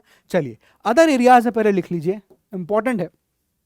अदर एरियाज, भाई शहर हो गए, तो अब क्या बचा, विलेजेस थे, गांव थे, उसके अलावा फॉरेस्ट एरियाज थे, फॉरेस्ट एरियाज थे, ये भी थे एम्पायर के अंदर। जब विलेजेस की बात करेंगे तो यहां पर क्या क्या था, नोट करिएगा। विलेजेस की बात करेंगे तो भाई आपको यहां पर रहते हुए मिलेंगे कौन, फार्मर्स। भाई शहर में रह रहे हैं मर्चेंट्स, शहर में रह रहे हैं ऑफिशियल्स जो टैक्स कलेक्ट करेंगे, अधिकारी लोग हैं या फिर सरकार के लोग हैं, है ना। और टैक्स, और कौन रहेगा, और वहां पर क्राफ्ट पर्सन रह रहे थे। विलेजेस में फार्मर्स, हर्डर्स, ये आपको रहते हुए दिखेंगे, ठीक है ना। और इसके अलावा आप देखोगे अगर हम बात करें यहां पर फॉरेस्ट में, तो फॉरेस्ट में यहां पर क्या हो रहा था, फॉरेस्ट में वही चीज, हंटिंग हो रही थी, हंटिंग हो रही थी, है ना। और क्या हो रहा था, फूड गैदरिंग हो रही थी, वही सब काम यहां पर हो रहे थे एम्पायर में। फूड गैदरिंग, अदर एरियाज में ये सब चीजें देखने को मिल रही थी। एनसीईआरटी आपकी एक लाइन और बोलती है कि भाई फॉरेस्ट कहां पर है, ये सेंट्रल इंडिया, ये सेंट्रल इंडिया की बात है, सेंट्रल इंडिया में जंगल थे। क्लियर है यहां पर अदर एरियाज। और इन अदर एरियाज में मैंने आपको बताया कि लोग जो हैं वो अलग अलग प्रकार की यहां पर भाषाएं बोल रहे थे, अलग अलग प्रकार की यहां पर जो है लोग खाना खा रहे थे और अलग अलग प्रकार के यहां पर कपड़े पहन रहे थे। नोट करिएगा, नोट करिएगा, important.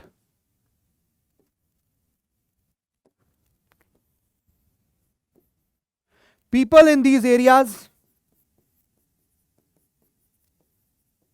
people in these areas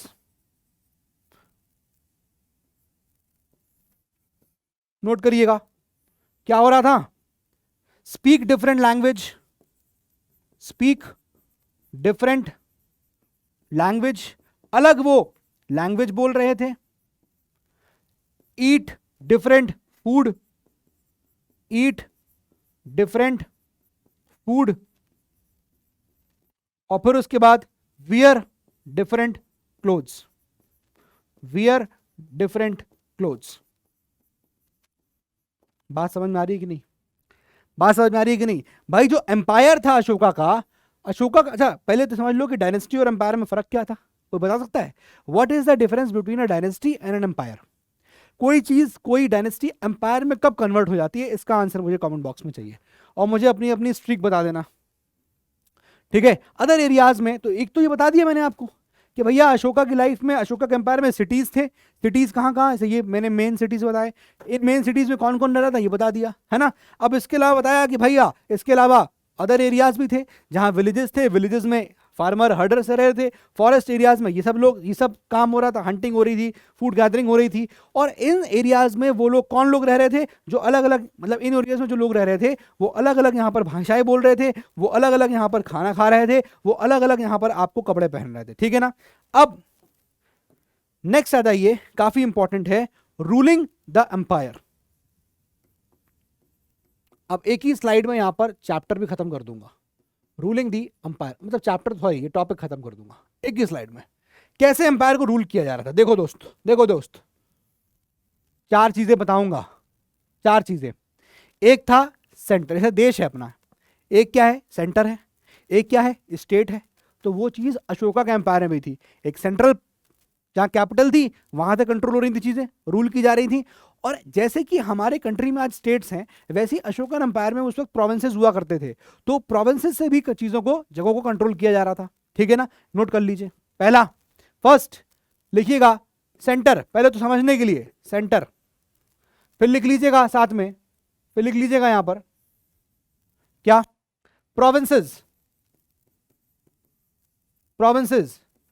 third लिखिएगा एरिया बिटवीन सेंटर्स, अरे मतलब एक हो गया सेंटर, जैसे मान ली यहां सेंटर पे क्या हो गया, कैपिटल हो गई, कैपिटल, और वो क्या थी, पाटलिपुत्रा।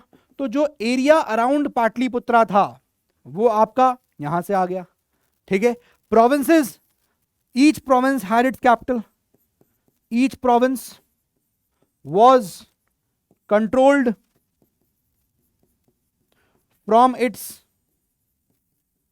कैपिटल, वो कैपिटल से कंट्रोल करी जाती थी, है ना। एंड समटाइम्स जो कंट्रोल था वो सेंटर का भी होता था, some control from Pataliputra also, कुछ कंट्रोल पाटलिपुत्रा से भी था। ऐसा तो है नहीं कि सेंटर को, प्रोविंस को छोड़ देंगे तो अपना देखो, कुछ कंट्रोल तो सेंट्रल गवर्नमेंट भी रखेगी ना, वही हो रहा था।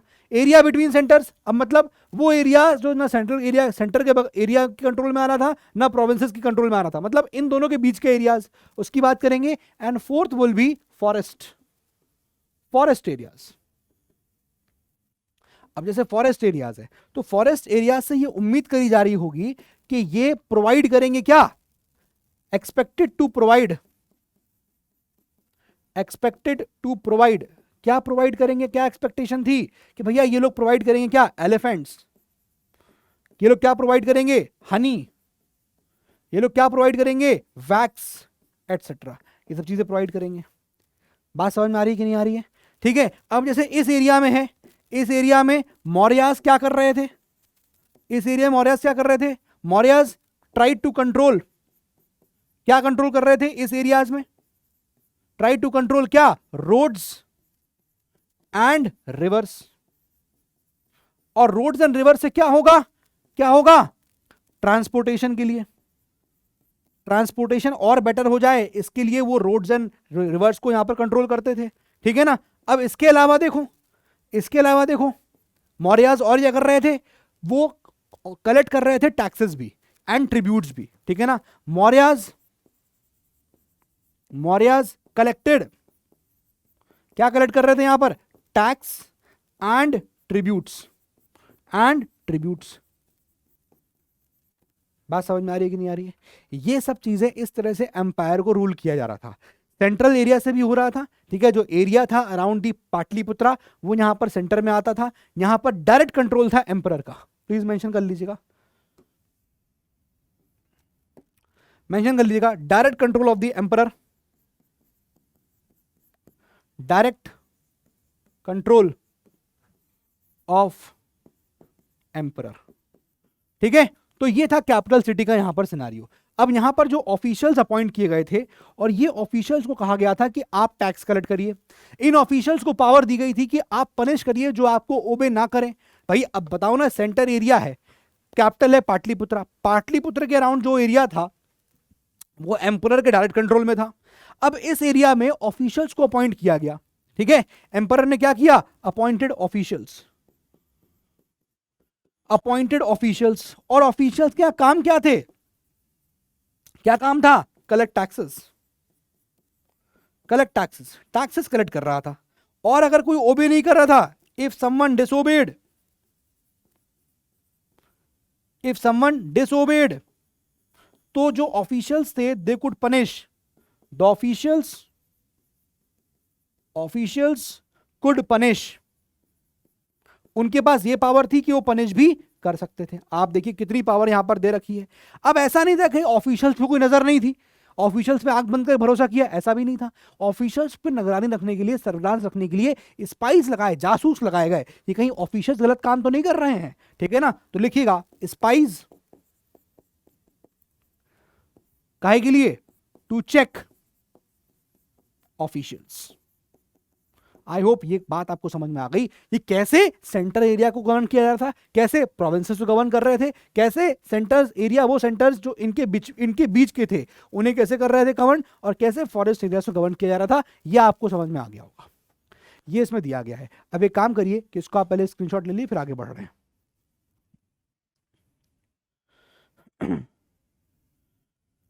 ठीक है, आगे देखिए। अब लास्ट पॉइंट बचता है और वो है, अरे मैंने क्या कुछ छोड़ा नहीं, क्या छोड़ा है? Ashoka's thumb. This is the last point. आपके एनसीईआरटी के अंदर जो आखिरी दिया गया है वो यही दिया गया है, अशोकाज धम्म। अब अशोका के धम्म में बेसिकली यहां पर दो इंपॉर्टेंट चीजें। पहला, कोई भी एनिमल्स, कोई भी आप सैक्रिफाइस नहीं करेंगे। समझ में आ रहा है? क्योंकि इतनी ज्यादा हॉरिफिक लड़ाई थी वो, इतने लोग वहां मारे गए थे, इतना ब्लडशेड हुआ था, लाखों की तादाद में लोग मारे गए थे, और इससे बहुत मूव्ड हो गया था अशोका, और इस वजह से उसने क्या किया? धम्म को यहां पर ऑप्ट कर लिया, ऑप्ट कर लिया, ठीक है। तो अशोका के धम्म में यहां पर दो चीजें, अशोका के धम्म में यहां पर दो चीजें नोट करिएगा। पहला पार्ट उसके धम्म का क्या था कि did not involve in any sort of worship of God, did not involve in worship of God, कोई भगवान की यहां पर वो वर्शिप नहीं करता था, ठीक है। एंड सेकेंडली, कोई भी सैक्रिफाइस नहीं करेगा, no performance of sacrifice, no performance of sacrifice. ये बेसिकली उसका यहां पर धम्म था कि भाई हम, मतलब कोई भगवान ऐसा कुछ उसने किया, वर्शिप ऑफ गॉड करना वो कर दिया, एंड कहा कि कोई सैक्रिफाइस यहां पर नहीं की जाएगी, ये उसने ऑप्ट किया। और अपने इस धम्म को उसने प्रोपोगेट करने की यहां पर पूरी प्लानिंग करी। एक्चुअली क्या था कि उसने देखा कि उसके जो यहां पर, उसका यहां पर जो किंगडम है, उसका जो एम्पायर है, his empire has lot of problems, और उसको लगा कि उसकी जिम्मेदारी बनती है कि मुझे वो प्रॉब्लम को सॉल्व करना चाहिए। जैसे ही उसने कहा कि जैसे पेरेंट्स की जिम्मेदारी होती है कि अपने बच्चे को करेक्ट करें, उनको सिखाएं, उनको ठीक रास्ते पे लाएं, ऐसे ही उसने कहा कि मेरी जिम्मेदारी है कि मैं अपने साम्राज्य, अपने एम्पायर को यहाँ पर सिखाऊं। ठीक है ना, his empire has lot of problem, और इसीलिए उसने इन प्रॉब्लम्स को ओवरकम करने के लिए उसने अपना धम्म को प्रीच करना शुरू किया। ठीक है, and for this he appointed what, लिखिएगा, फॉर दिस ही अपॉइंटेड, किसको अपॉइंट किया, लिखिएगा, धम्म महत्ता। नोट करिए, आपके एनसीईआरटी वर्ड यूज करती है धम्म महामत्ता, धम्म महामत्ता। अब ये है जो अशोका के धम्म को अलग अलग लोगों तक पहुंचा के पढ़ा रहे थे, बता रहे थे। अशोका का धम्म जो था, यहां पर दोस्त ध्यान रखिएगा, अशोका का धम्म जो था ये फॉरेन लैंड्स तक भी गया। अशोकाज धम्म स्प्रेड टू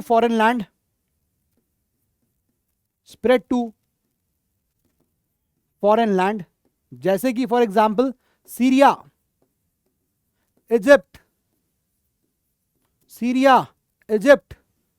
श्रीलंका, इन सब जगह तक इसको किया। अपने बच्चों को भी इसने भेजा, ठीक है, और सिखाया, इन सब चीजों के बारे में इसको यहां पर बताया। क्लियर है, ठीक है ना, इंपॉर्टेंट चीजें थी। और अपने इसने मैसेजेस को, जो भी इसका अशोका का धम्म था, जो भी चीजें हैं, ठीक है, अपने मैसेजेस को, मैं बता चुका हूं ये पॉइंट आपको, अपने मैसेजेस को उसने इंस्क्रिप्शन के रूप में लिखवाया, इंस्क्रिप्शन के रूप में रॉक्स और पिलर्स पे लिखवाया। ठीक है, कंस्ट्रक्शन वर्क्स भी इसने करवाए, वो भी नोट कर लीजिएगा। कुछ यहां पर इसने कंस्ट्रक्शन वर्क्स करवाए, जैसे आपको देखने को मिलेगा क्या, जैसे आपको देखने को मिलेगा बिल्ट रोड्स बनवाई, जैसे आपको देखने को मिलेगा क्या, बिल्ट रेस्ट हाउसेस, डग वेल्स, और साथ में मेडिकल ट्रीटमेंट की फैसिलिटी भी प्रोवाइड करी। मेडिकल ट्रीटमेंट की जो प्रॉब्लम, मतलब मेडिकल ट्रीटमेंट के लिए भी इसने यहां पर काम किया। So this is the basically all the things जो यहां पर अशोका के धम्म से रिलेटेड है। अब यहां पर कुछ आपके किताब के अंदर क्लास 6 की एनसीईआरटी में कुछ यहां पर पिक्चर्स लगी हुई हैं, साथ में कुछ स्निपेट्स हैं, उसमें कुछ कहानियां बताई गई हैं, मैं वो आपको दिखा देता हूं, ठीक है, ताकि वो रह ना जाए। जैसे देखिए, अब ये ट्रिब्यूट का मतलब क्या होता है, ये मैंने आपको यहां एक्सप्लेन कर दिया ऑलरेडी। भाई टैक्स क्या था, टैक्स तो डेली बेसिस पे कलेक्ट होगा, यही लिखा हुआ है। देखो यहां पर क्या लिखा है कि ये जो टैक्स है वो क्या होता है, वो रेगुलर बेसिस पे कलेक्ट किया जाता है। लेकिन ट्रिब्यूट क्या होता है, कभी कभी क्या होता है, ट्रिब्यूट क्या होता है, किसी को आप ट्रिब्यूट करते हो। भाई अमिताभ बच्चन के इतने साल हो गए फिल्म इंडस्ट्री में, ट्रिब्यूट टू अमिताभ बच्चन, तो क्या हो रहा है, tribute was collected as and when it was possible from people who gave a variety of things more or less willingly. तो ये ट्रिब्यूट था उस समय, ठीक है ना, ये भी आपको यहां पर मैंने बताया। अब इसके अलावा देखिए यहां पर, अब ये जब मेगास्थनीज आया था तो मेगास्थनीज एम्बेसडर था। अब ये सब इंफॉर्मेशन यहां दी गई है, लेकिन मैंने आपको कहानी के रूप में बता दी कि मेगास्थनीज कैसे आया, किसने भेजा, कब आया, ये सब मैंने बता दिया आपको। लेकिन ये कहानी के रूप में मेगास्थनीज का नाम आया है, कहानी के रूप में। आपको लगेगा ये इंपॉर्टेंट नहीं है, ये तो भैया कहानी है खाली, पर नहीं, मेगास्थनीज कैसे आया, कहां आया, ये सब बताया गया। Megasthenes was an ambassador who was sent to the court of Chandragupta Maurya by the Greek ruler, क्या नाम था, Greek ruler of West Asia, बता चुका हूं, सेलिकस निकेटर। सेलिकस निकेटर की स्पेलिंग ठीक कर लीजिएगा, ठीक है ना।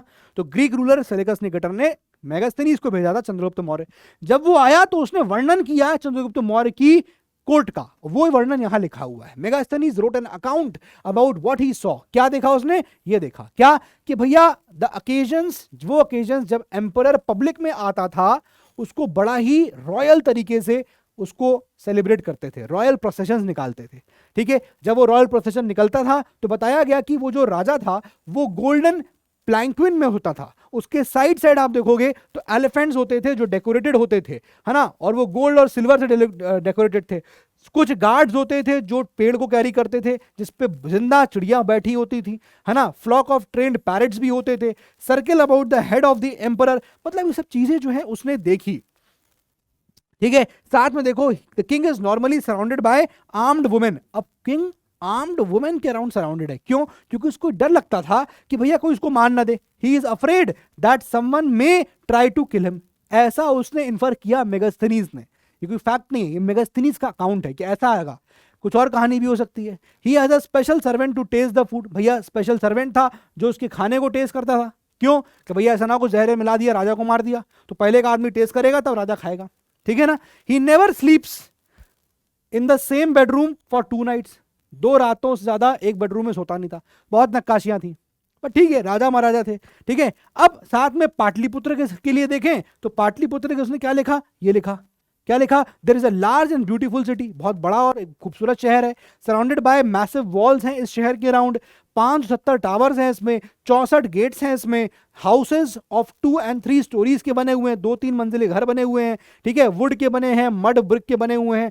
किंग का पैलेस जो है वो वुड का बना हुआ है, डेकोरेट किया गया है विद स्टोन कार्विंग्स के थ्रू। मतलब ये सब वर्णन जो है वो मेगास्थनीज ने दिया था। लिख लीजिएगा, मेगास्थनीज अकाउंट, मेगास्थनीज अकाउंट।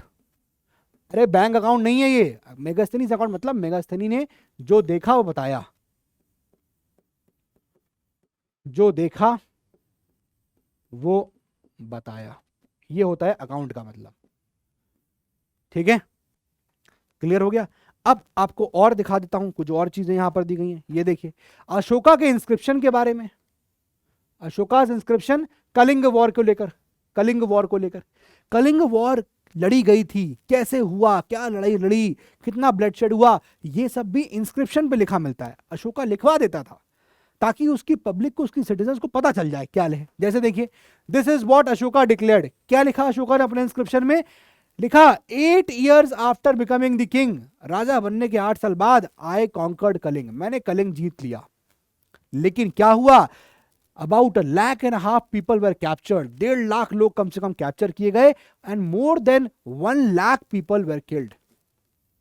लेकिन वो कह रहा है कि मैं जीत तो गया कलिंग को, 1.5 लाख लोग कैप्चर किए गए, 1 लाख लोग मारे गए, लेकिन कह रहा है मेरा दिल में सौरो क्यों है, तकलीफ क्यों है मेरे दिल में, फिल्ड विद सौरो, दिल मेरा बहुत खुश नहीं है। वाई? अब सौरो याद करो, Buddhism. Why? Whenever an independent land is conquered, lakhs of people मरते हैं, many are taken prisoners, Brahmins and monks also die, people who are kind to their relatives and friends, to their slaves and servants die or lose their loved ones। लड़ाई हो रही है, innocent लोग मर रहे हैं, किसी का रिश्तेदार मर रहा है, किसी का बेटा मर रहा है, किसी का बाप मर रहा है, कोई ना कोई मर रहा है। तो बेसिकली वो इतना मूव्ड हो गया था, लिखा है that is why I am sad, मैं इसलिए यहां पर दुखी हूं, और इसलिए मैंने डिसाइड किया है कि मैं धम्म को ऑब्जर्व करूंगा। ये एक्चुअली धम्म मतलब ये आपका प्राकृतिक वर्ड है, ये लिखा है धम्म इज द प्राकृतिक वर्ड, संस्कृत टर्म इसका क्या होगा, धर्म। ठीक है ना, बात समझ में आ रही है। ये लिखा है I believe that winning people over Dhamma, लोगों को धम्म के थ्रू जीतो, is much better than conquering them through force. आप लड़ाई से जीतोगे, फोर्सफुली जीतोगे, उससे अच्छा ये धम्म के थ्रू जो। आई एम इंस्क्राइबिंग दिस, और उसने बोला कि मैं इस मैसेज को इंस्क्राइब करवा रहा हूं फॉर द फ्यूचर, आगे के लिए, ताकि मैं ही नहीं मेरे लड़के और उनके लड़के भी इस पॉलिसी को फॉलो कर पाए, so that my son and grandson after me should not think about war. इसलिए मैं इसको लिखवा रहा हूं, ये उसने बोल भी दिया। Instead they should try to think about how to spread Dhamma, कैसे धम्म फैलाना है, ये चीज वो सोच पाए। ये खुद अशोका ने लिखवाया था, और ये पता चलता है इंस्क्रिप्शन के थ्रू। कलिंग वॉर के ऊपर ये इंस्क्रिप्शन था, बहुत इंपॉर्टेंट है, सब लिखा हुआ मिलेगा आपको। अशोका ने क्या मैसेज दिया अपने सब्जेक्ट्स को, अशोका ने कहा कि भैया मार काट मत करो, एक दूसरे की तलवार ले खड़े रहे तो मत खड़े हो, कोई जरूरत नहीं है, दिल में अपने प्यार जगाओ, मोहब्बत करो, प्यार करो। अच्छा हुआ, वरना हमारे टाइम में अभी हो जाता तो हमारे भाई साहब लोग, हमारे बच्चे, कहा है अशोका ने प्यार करो, चलो लड़की को प्रपोज कर दिया, आई लव यू, लड़की ने कहा ऐसी हिम्मत तुम्हारी कैसे हुई, बोल दे भैया अशोका ने कहा था, ऐसा भी हो जाता। ठीक है, तो अशोका का मैसेज क्या था, people perform a variety of rituals, people बहुत सारे लोग रिचुअल्स करते हैं, व्हेन दे फॉल इल, जब वो बीमार होते हैं, या फिर जब उनके बच्चों की शादी होती है, या फिर व्हेन चिल्ड्रन आर बॉर्न, जब बच्चे पैदा होते हैं, या फिर जब वो किसी जर्नी पे जाते हैं, बहुत सारे रिचुअल्स करते हैं, बहुत सारी प्रार्थनाएं करते हैं। These rituals are not useful, ये कोई भी रिचुअल काम की नहीं है। इसके जगह अगर आप ये रिचुअल्स की जगह कुछ सैक्रिफाइसेस देने की जगह आप दूसरे की मदद कर दीजिए, ठीक है। रिस्पेक्ट एल्डर्स, जेंटल रहिए, कोमल रहिए स्लेव्स के साथ, सर्वेंट्स के साथ। ये नहीं कि नौकर है तो पता चला कूट दिया उसको घर के, ठीक है। सारे क्रीचर्स को जितने भी हैं उनको अच्छे से, प्यार से, मोहब्बत से ट्रीट करिए। Giving gift to Brahmans and monks, it is both wrong to praise one's, अपने खाली अपने रिलीजन को आप प्रेज करें वो गलत है, और दूसरे रिलीजन को आप क्रिटिसाइज करें वो भी गलत है। अब सोचो ये चीज आज भी एग्जिस्ट करती है, आज भी यही चीज है सेक्युलरिज्म।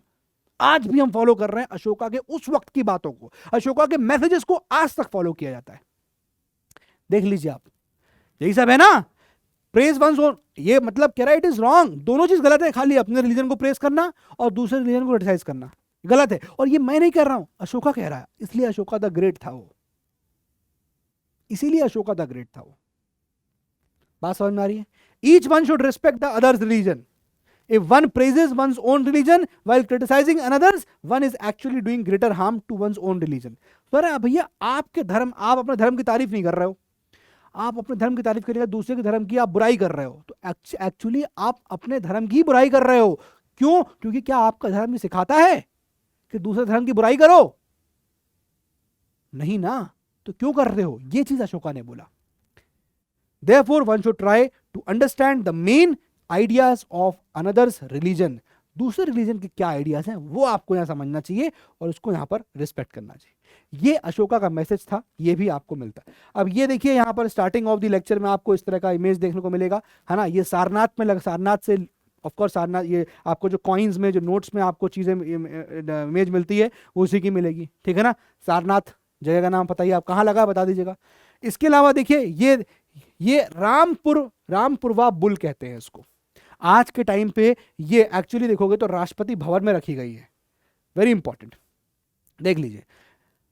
फाइनली पॉलिश्ड है, स्टोन स्कल्पचर है, पत्थर का बना हुआ है। ये मौर्यन पिलर का पार्ट था, फाउंड इन दी रामपुरवा बिहार। ये पिलर देख रहे हो आप, ये उस पिलर का पार्ट है उस वक्त जब मौर्यन अंपायर हुआ करता था, और अभी इसको अब इसको प्लेस कर दिया गया राष्ट्रपति भवन में। It is an example of the skill of the sculptures of the time. ये दिखा रहा है कि उस वक्त के जो लोग थे उनका स्कल्पचर, उनका आर्ट कितना तगड़ा था। अब ध्यान रखिएगा क्लास 6 के एनसीईआरटी में अभी आर्ट एंड कल्चर नहीं आया, अभी यहाँ का आर्ट एंड कल्चर बड़ा इंपॉर्टेंट था। गंधारा आर्ट, ये सब आर्ट बहुत इंपॉर्टेंट हो जाएगी आगे चल के, ठीक है। तो यहाँ पर ये क्या शो कर रहा है? Reflecting the art of those time, reflecting the art of those times, ठीक है। तो ये है आपका पूरा, होपफुली आपको समझ में आ गया अशोका के ऊपर पूरा लेक्चर। और ये कहानी जितना मैंने आपको रिवाइज किया दोस्त, इसको ना छाप लेना दिमाग में, बहुत इंपॉर्टेंट है, बहुत इंपॉर्टेंट है, बहुत इंपॉर्टेंट है। ये पूरा जितना अभी तक पढ़ा हमने वो यहाँ पर खत्म हो गया। अब कल मैं जो क्लास लेके आ रहा हूँ उसमें कुछ क्वेश्चंस लेके आऊंगा आपके लिए, और उन क्वेश्चंस को आपको सॉल्व करना है मेरे साथ साथ। स्टेटमेंट वाइज क्वेश्चंस होंगे, डायरेक्ट क्वेश्चन नहीं होंगे कि टिक टिक मार दिया, कुछ वो भी ले आऊंगा, लेकिन डायरेक्ट टिक वाले नहीं होंगे, स्टेटमेंट वाइज होंगे। देखते हैं कितना क्लैरिटी से आपने पढ़ा, तब आपको कल समझ में आएगा ओहो सर ऐसे पढ़ना था। यही तो मेन प्रॉब्लम है यूपीएससी में, लोगों को ये नहीं पता चलता कि पढ़ना कैसे है, कैसे सवाल आएंगे, वो मैं कल आपको दिखाऊंगा, ठीक है। और इसका चैप्टर नंबर 8, चैप्टर नंबर 9 और चैप्टर नंबर 10 नेक्स्ट वीक में खत्म करके हम लोग क्लास 6 की एनसीईआरटी को वाइंड अप कर देंगे। Then we will start class 7 NCERT, ठीक है। आई होप आप लोग मेरे साथ चल रहे हैं, और आज आपकी स्ट्रीक नंबर 7 थी, ठीक है। और उम्मीद है आपको ये पूरा चैप्टर यहां पर अच्छे से समझ में आ गया होगा। सो दोस्त मिलते हैं अपने लेक्चर में। That's all for today from my side. पढ़ाई करिए, खूब मेहनत करिए। जय हिंद, जय भारत।